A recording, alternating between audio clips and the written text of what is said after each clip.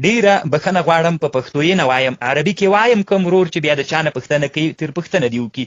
حکم مس الذکر للزوجه، یعنی معنا ښځه راجګېږي یمسو ذکر الزوجه.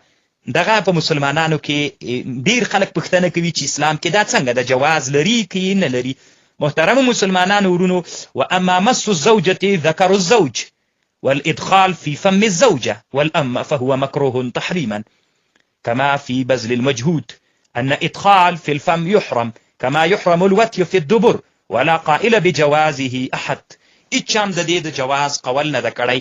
خلیل احمد سهارنپوري بذل المجهود کې دا مسأله لیکلې وي، دا حرام ده، یعنی ادخال الذکر في فم الزوجه دا حرام او ناروا د مسلمانانو ورونو ناجائز ده. دغه مسأله په فتاوا هندیه کې اومسته، خو هلته قیل یکره وقیل لا یکره داسې خبر کوي. اما خلیل احمد سهارنپوري په بذل المجهود کې د حرمت فتوا کړې ده. او همدارنګه فقه اسلامي و ادلته کې ډاکټر زهیلي هم د حرمت فتوا کړې.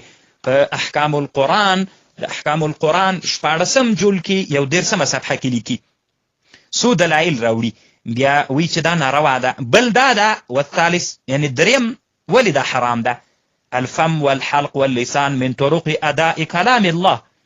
خوله ستونی زبا دا هغه لارې دي چې په دې باید سړی د الله پاک کلام یادوي، ذکرونه کوي. وذلك اهانه لها وتنجيس واهانتها وتنجيسها ليس بجائز. دغه جواز نه لري، حرام دي. مسلمانانو ورونو، هر هغه څوک چې ماته دغه منسوب ګرځي چې دوی استمناء بلیت کوي، لوی ظلم ده. آینده کې مو مسلمانانو ورونو فکر وسیږه، ځکه زه الحمدلله تر څه واسه مې چې کېږي زه ډېر علمي تحقیقات کوم. بعضې معاندین خلک غواړي چې ماته غلط شیان منسوب کي، یا زه چې کله یو تحقیق وکړم هغه خپل مابین کې پرېږدي، اصلي خبره نه خلکو ته رسوي. دغه یو لوی ظلم ده. نو ټولو مسلمانانو نه غوښتنه کوم چې د ما نه څوک غلط تعبیر ونه کي. اخوکم فی الله عبدالحمید الحماسی